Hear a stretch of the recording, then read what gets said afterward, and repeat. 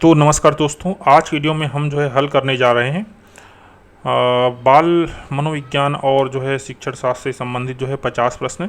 ये प्रश्न जो है लगातार रिपीट हो रहे हैं और परीक्षा में आते जा रहे हैं। इनकी संभावना है कि ये जो है आगे जो परीक्षा है उनमें आए। शिक्षक परीक्षा, प्री बीएड, जैसे कि थंबनेल में लिखा है, इन सभी परीक्षाओं के लिए ये उपयोगी है। ये कई साल के प्रश्न पत्रों से क्वेश्चन को निकाल कर ये जो है 50 क्वेश्चन बनाए गए हैं। तो चलिए वीडियो को शुरू करते हैं।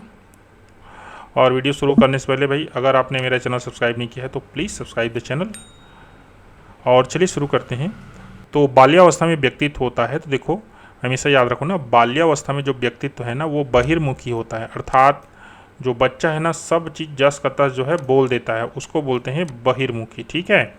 और जब वो युवा अवस्था में पहुँचता है अर्थात किशोर अवस्था में, तो अंतर्मुखी व्यक्तित्व की यहाँ पर प्रधानता हो जाती है। तो सही आंसर क्या है? दूसरा है। आगे बढ़ते हैं हम। एक नवजात अपनी माता के स्पर्श की प्रतिक्रिया में मुस्कुराता है, वह निम्न में से किस क्रिया का उदाहरण है? तो देखो ये जो क्रिया है ना सामाजिक व्यवहार है। ठीक है, क्या है? सामाजिक व्यवहार है। नेक्स्ट क्वेश्चन देखते हैं। एनसीईआरटी की नवीनतम पाठ्यचर्या की रूपरेखा स्थिति में, याद रखें ना ये क्वेश्चन आना ही आना है, आप लोग मान के चलिए। ठीक है, ये 2005 है। एनसीएफ 2005 से संबंधित जितनी भी चीज़ें हैं ना आप लोग पढ़ के रखिए, इसकी बहुत संभावना है कि ये पूछा जाए। पियाजे के अनुसार बच्चा कब मूर्त चीज़ों के लिए ज़्यादा तार्किक लेकिन अमूर्त चीज़ों के लिए विचारों की अभाव की अवस्था में पाया जाता है? तो देखिए पियाजे की 4 जो अवस्था है ये है पूर्व संक्रियात्मक, संवेदी पेशी, मूर्त संक्रियात्मक अवस्था। कई बार इसी चीज़ को पूछा जाता है कि कितने भागों में इसको बांटा गया है।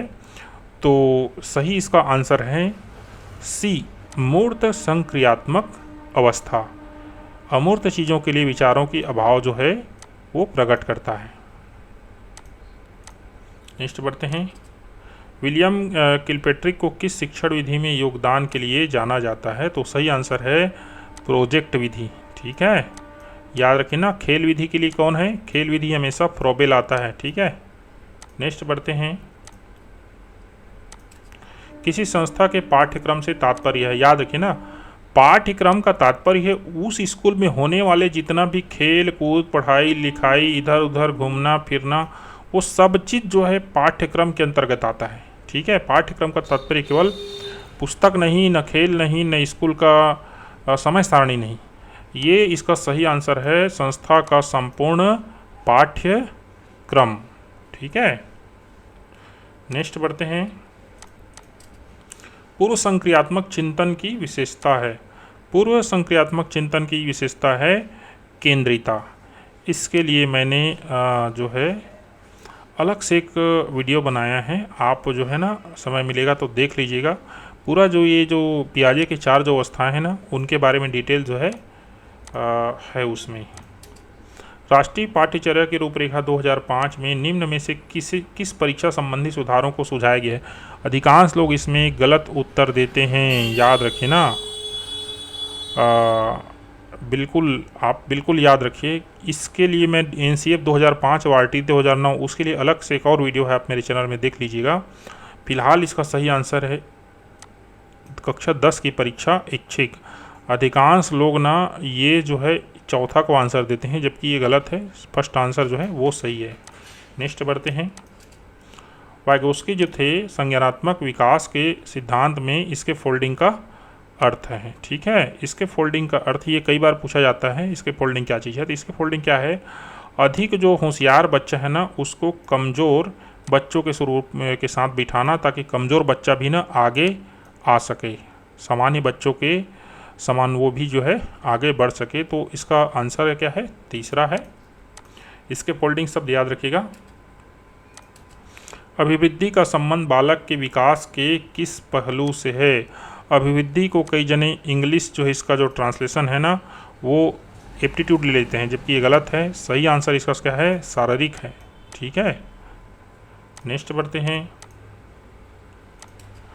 उत्तर बाल्यावस्था में बालक भौतिक वस्तुओं के किस तत्व में परिवर्तन को समझता है? ठीक है, देखो उत्तर बाल्यावस्था क्या चीज़ है, बाल्यावस्था है ना 5 से 12 को माना गया है, ठीक है। इसमें देखिए 5 और 6 को पूर्व बाल्यावस्था, 7 से कहना चाहिए 9 को मध्य बाल्यावस्था और 10, 11, 12 इस प्रकार से क्या माना गया है, उत्तर बाल्यावस्था। ये वह समय है जब बच्चा जो है ज़्यादा डेवलपेड होने लगता है। इसका जो सही आंसर है 11 का, वो चौथा है, द्रव्यमान संख्या और क्षेत्र। नेक्स्ट क्वेश्चन, बालकों में शारीरिक तथा गत्यात्मक विकास की दिशा होती है, हमेशा याद रखिए ये जो दिशा होती है दोनों सिफेलोकोडल एंड प्रॉक्सिमोडिस्टल, ठीक है। नेक्स्ट बढ़ते हैं, डिसलेक्सिया एक खाली स्थान की क्षमता है। तो देखो इसमें ना कई लोग आंसर देते हैं पढ़ने की या लिखने की, इस प्रकार से, ठीक है। दोनों में से एक आंसर देते हैं, लेकिन ये दोनों हैं, पढ़ने व लिखने दोनों की है, ठीक है। तो ये क्या है, डिसलेक्सिया है। एक डिस्ग्राफिया पे होती है जो लिखने से संबंधित है, ठीक है। आगे बढ़ते हैं, ऊषा परिवेश की नई विशेषताओं को अपने चिंतन में सम्मिलित कर विद्यमान स्कीम में संशोधन कर रही है, वह कर रही है, ठीक है।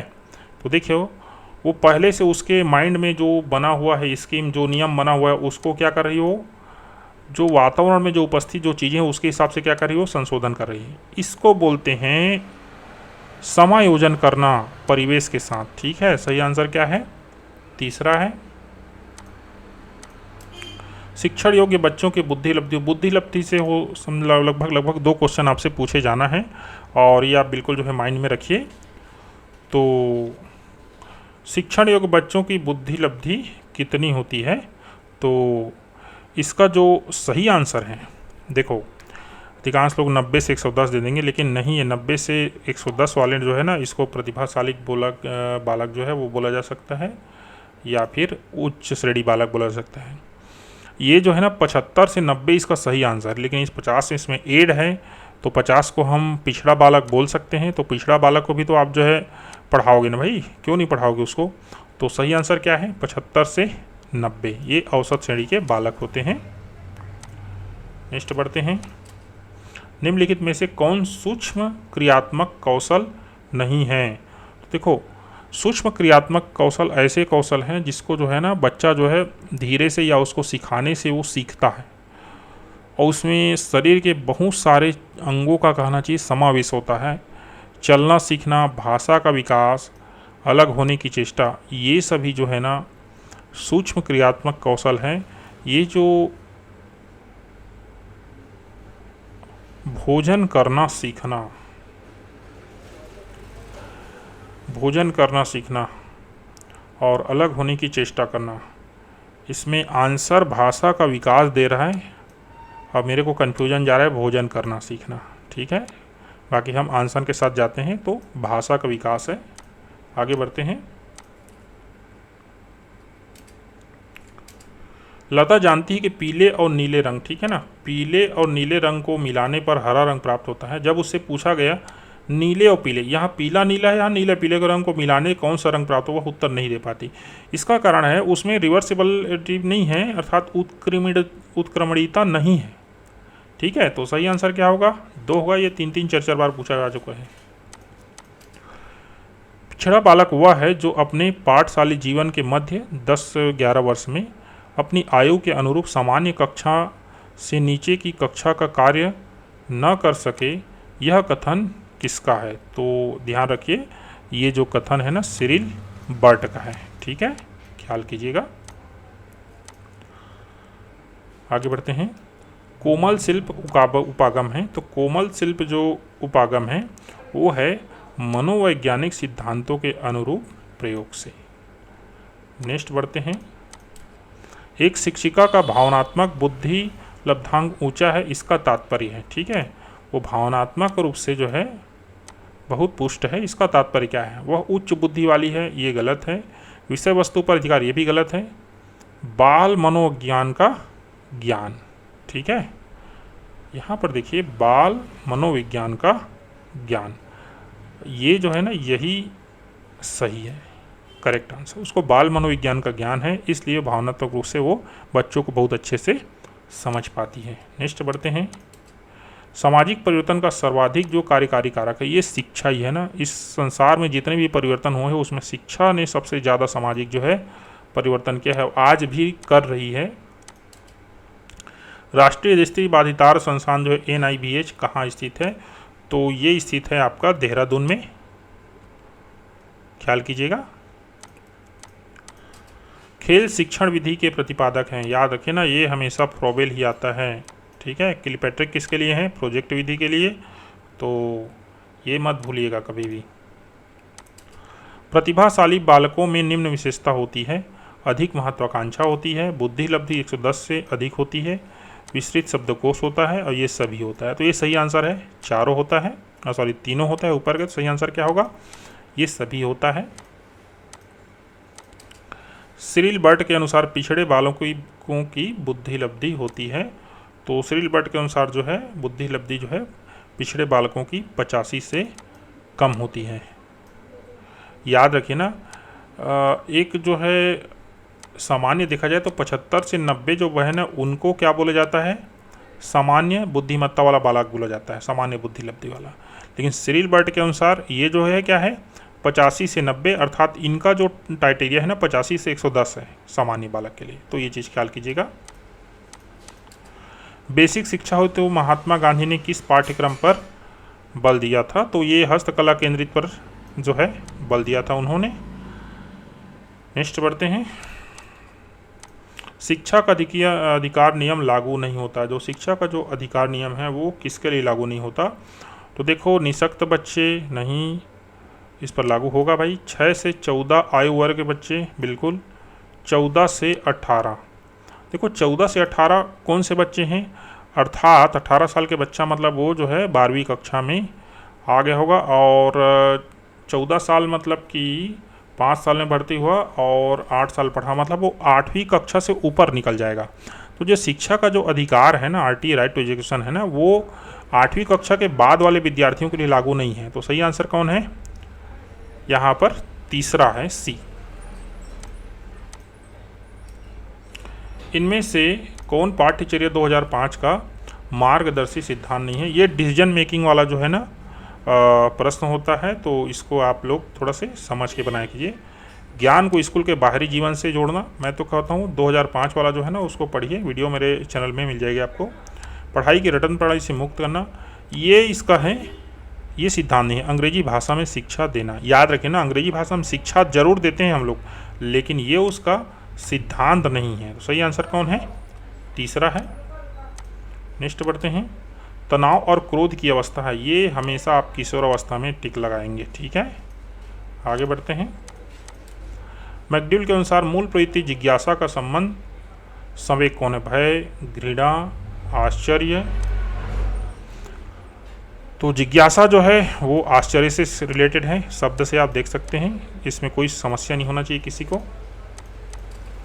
बाल्य अवस्था होती है 5 वर्ष तक, 12 वर्ष तक, 21 वर्ष तक। तो देखो 0 से 5 को बोलते हैं शैशवावस्था, ठीक है ना, और 5 से जैसे कि 12 वर्ष है उसको बोलते हैं बाल्यावस्था, और 13 से उधर जो 18 है उसको बोलते हैं किशोरावस्था।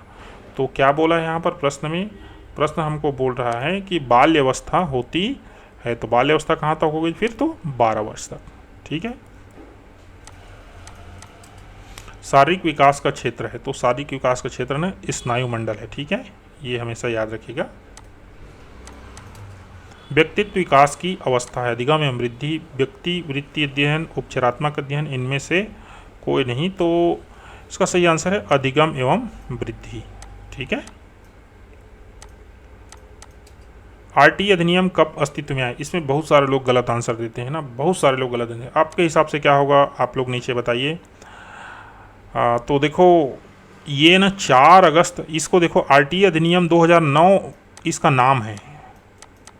तो हुआ ये था कि ये ना 4 अगस्त 2009 को ये लोकसभा या फिर राज्यसभा से पास हुआ था, और ये जो अधिनियम ना लागू हुआ था 1 अप्रैल 2010 से, ठीक है, ख्याल कीजिएगा। तो इसका सही आंसर क्या है, 1 अप्रैल 2010, अर्थात दूसरा। सीखने के नियम के प्रतिपादक हैं, तो सीखने के नियम के प्रतिपादक हैं थॉर्नडाइक। इसके बारे में आपको मैं बताऊं तो थॉर्नडाइक ने क्या किया था, एक बिल्ली को पिंजरे में बंद किया था और क्या किया था, उस पर एक लीवर लगा दिया था जिसको पड़ने से पिंजरा खुल जाता और वो रोटी खा लेती थी। तो इसलिए उन्होंने जो है भूल और सुधार का सिद्धांत दिया था। तो ये सही आंसर क्या है, तीसरा है। विकास एक सतत और धीमी प्रक्रिया है, ये किसने कहा था, तो ये स्किनर ने कहा था, ख्याल कीजिएगा। संवेगों की उत्पत्ति होती है, तो संवेग जो है मूल प्रवृत्ति है ना, उसके लिए कहीं से उत्पत्ति नहीं होती है, खुद ही मूल प्रवृत्ति है। आगे, शिशु के हृदय की धड़कन 1 मिनट में कितने बार धड़कती है, 72 बार। मत लिखना, सही आंसर इसका क्या है, 140 बार। ठीक है, इसमें कोई कन्फ्यूजन नहीं है ना कि ऐसा है कि सर जो है ऐसी बता रहे हैं, नहीं, ये कन्फर्म है, 140 बार ही धड़कती है। किसका कथन है कि गर्भावस्था में एक संवेदनात्मक जो है विकास जो है प्रारंभ हो जाता है, तो ये कथन है फ्राइड का। ठीक है, ख्याल कीजिएगा। बाल्यावस्था को संवेगात्मक विकास का अनोखा काल जो है किसने कहा है, तो ये कहा है एडलर ने। नेक्स्ट, किंडरगार्टन पद्धति के प्रतिपादक हैं, तो किंडरगार्टन जो पद्धति है उसके प्रतिपादक, अधिकांश लोग इसमें किंडरगार्टन में लगा देंगे, लेकिन नहीं, सही यही है। फ्रॉबेल से संबंधित एक न एक क्वेश्चन तो आपसे पूछा ही जाना है, चाहे कोई परीक्षा हो। विकास के अनुसार विकास होता है सिर से पैर की ओर, पैर की, देखो विकास हमेशा सिर से पैर की ओर होता है ना। इसका देखो, जब बच्चा पैदा होता है ना, पहले वो आंखें खोलता है, सर हिलाने लगता है, सर को संभालने लगता है, ठीक है ना, उसके बाद फिर वो जो है सब पैर हाथ को चलाने लगता है। तो इसलिए सही आंसर क्या होगा आपका, सिर से पैर की दिशा में। व्यक्ति का जितना भी मानसिक विकास होना होता है वह 3 वर्ष की आयु तक हो जाता है, यह कथन जो है किसका है, तो यह कथन है गुडेनेप का। ठीक है, याद रखिएगा, यह कथन है गुडेनेप का। आगे बढ़ते हैं। संग्रह की प्रवृत्ति पाई जाती है, तो संग्रह की प्रवृत्ति जो है बालकों में ही पाई जाती है। ठीक है, बालक में। खेल एक स्वैच्छिक व आत्म केंद्रित क्रिया है, यह किसने कहा था। ठीक है, खेल एक स्वैच्छिक व आत्म केंद्रित किया है, यह कहा था टीपी नन ने। नेक्स्ट बढ़ते हैं। पियाजे ने अपने विकास के सिद्धांत में विकास को कितने भागों में बांटा है, तो 4। ठीक है, जो पूर्व संक्रियात्मक अवस्था जो फर्स्ट है उसी की बात कर रहे हैं यहाँ पर। नेक्स्ट बढ़ते हैं। नवोदय विद्यालय की स्थापना कब हुई थी, तो नवोदय विद्यालय जो है उसकी स्थापना जो है राजीव गांधी के कार्यकाल में हुई थी 1986 में। ठीक है, सही आंसर क्या है आपके पास, तीसरा है, अर्थात सी है। मनोवैज्ञानिक नियमों व सिद्धांतों का उपयोग किया जा सकता है, या स्कूल में, व्यापार में, कॉलेज में, याद रखें ना, मनोविज्ञान सिद्धांत का तीनों जगह प्रयोग किया जा सकता है, अर्थात सही आंसर क्या है आपका, डी है। बालक की विकास की प्रथम पाठशाला कहाँ है, तो देखो स्कूल नहीं है ना, प्रथम पाठशाला परिवार को माना जाता है, सही आंसर क्या है, दूसरा है। पूरी शिक्षा व्यवस्था में सबसे महत्वपूर्ण कौन है, तो इसका आंसर मैं नहीं बताऊंगा, आप नीचे कमेंट कीजिए कि पूरी शिक्षा व्यवस्था में सबसे इम्पोर्टेंट कौन है। और आपको वीडियो अच्छा लगा हो तो प्लीज़ चैनल सब्सक्राइब कीजिए और वीडियो को शेयर कीजिए। बाकी टीचर एग्ज़ाम से रिलेटेड बहुत सारे मटेरियल मेरे चैनल में आपको मिल जाएंगे, देखिए और बढ़िया टीचर बनिए, जीवन में सफल होइए। धन्यवाद।